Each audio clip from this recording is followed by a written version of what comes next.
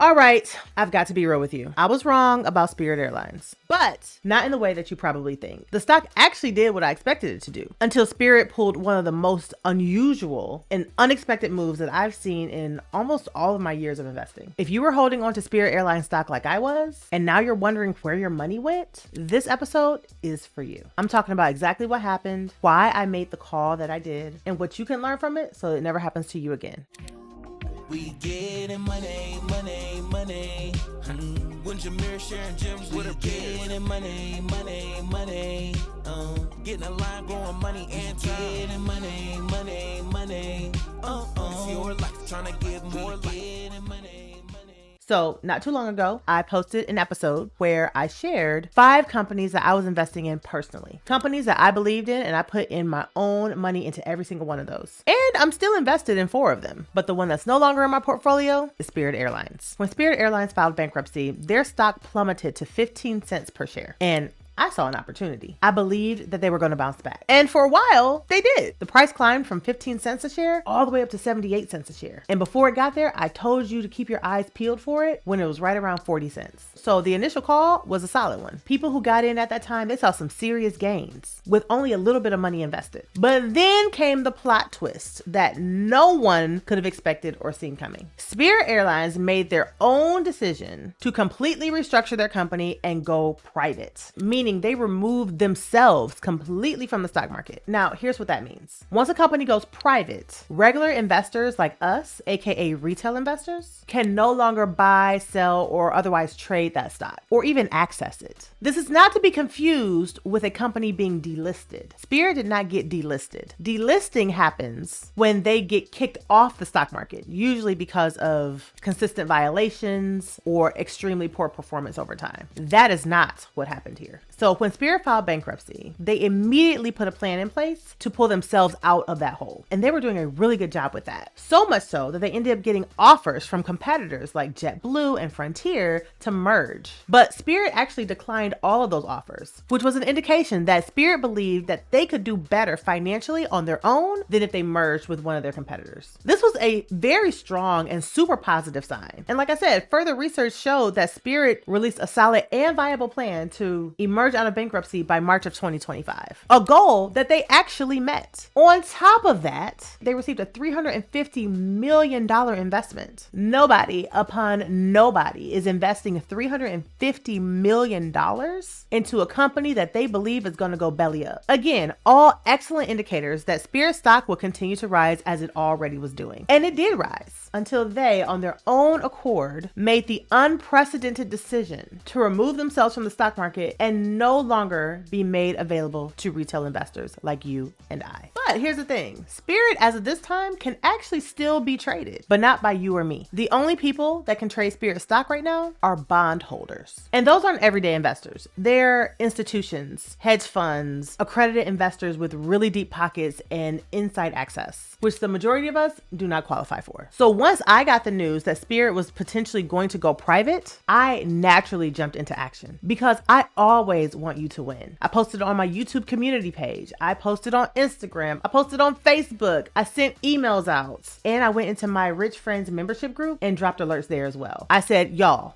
if Spirit goes private, your money will disappear. So sell your stock ASAP. And in the event that they choose to not go private and remain public and on the stock market, the share prices will still be so low that we can just buy them back. But I don't want you to risk losing your money and not having access to that stock. So I'm going to sell all of my 3,500 shares, and however many shares that you have, I suggest that you do the same. Now, again, this is not financial advice. This is for educational purposes only, but I do share what I do and the moves that I make so that you can mimic them if you'd like to. Because I'm always going to put my money where my mouth is. Now, like I said, at the time when I made this announcement and I posted everywhere, Spirit had not officially confirmed that they were going to go private. But I've been doing this long enough to know what the signs look like. And I didn't want anybody to get caught slipping. But here's the thing, and this is the part that I really want you to hear. I had a few people reach out who were seemingly kind of upset that they had lost their money when the Spirit stock went private. And listen, I get it. Nobody wants to lose money. I don't want to lose money. So I know you don't want to lose money either. Especially when you're just starting to build your portfolio out and build your confidence in stock investing. And that's exactly why I'm making this episode, because transparency is everything to me and it's really important. And you really shouldn't follow any creator who's not going to be straight up with you. But I also want you to walk away smarter and more savvy from this. I've got to say this with love. When we own an asset, me included, it's our responsibility to make sure that we are checking in on that asset and we are staying informed about it. If you owned a house and you rented it out to a tenant, you wouldn't just disappear for 6 months at a time or a year and never check in on it. Even if you had someone else managing it for you, you would still do your part to make sure things were running right. You've got to stay informed on your assets. Set alerts.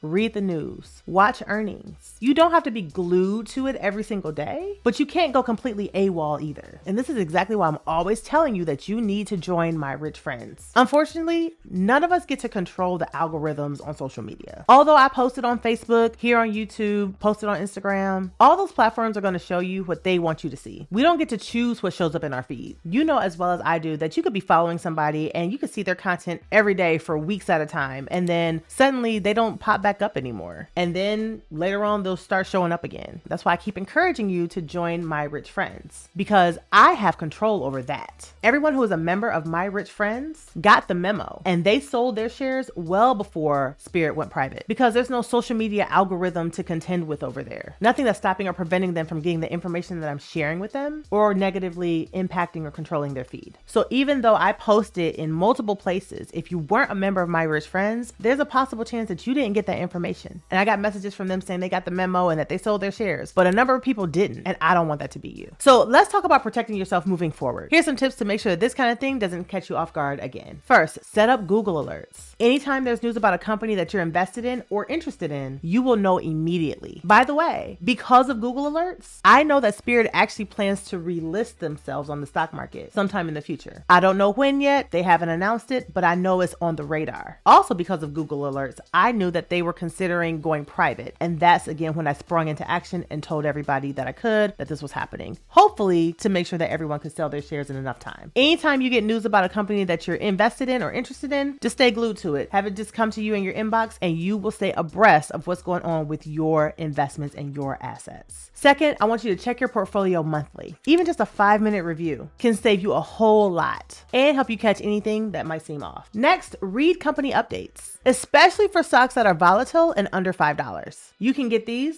from your Google alerts. Then I want you to make sure that you are diversified. Never put all your eggs in one basket and never put all your eggs in one company, no matter how promising it might look. And stay plugged in. Make sure that you subscribe to this channel and that you're on my email list. And to make it easy for you, I've created a list of 26 monthly dividend paying stocks that you can consider for your portfolio. Once you download it, you'll automatically be added to my email list, so you'll never miss the tips, tricks, and hacks that I give you, even outside of the Get Money Show. And again, let me be clear. This channel is for educational purposes. I am not a financial advisor. I share my experiences and what I'm investing in so that you can learn the market and make your money grow for you as well. You are always the CEO of your money. And as I always say, no one is going to care more about your money than you care about it. So you've got to stay plugged in and you've got to make sure that you're checking in on your investments. Here are my last thoughts. Spirit did not tank because of bad advice. They made a bold, extremely rare, and unprecedented decision that was internal and took everyone by surprise. But don't let that shake your confidence or keep you from investing. Let it sharpen your strategy. Don't be scared. Fear can do one of two things. We can allow fear to win and hinder us, hold us back, and keep us from making real money, or we can let fear know that we are better than it, and we can use it to push us forward. If this helped you, make sure that you like, comment, and subscribe, and hit the bell so you never miss my money tips. And again, for more incredible, easy to implement hacks that will get you to 7 figures and beyond. And so you are always aware of the news that comes out, because I always give it to My Rich Friends first. Join My Rich Friends. The link is in the show notes and is pinned to the top of the comments. Follow me for more money moves that help your money work harder for you than you work for it. Talk to you soon. Peace.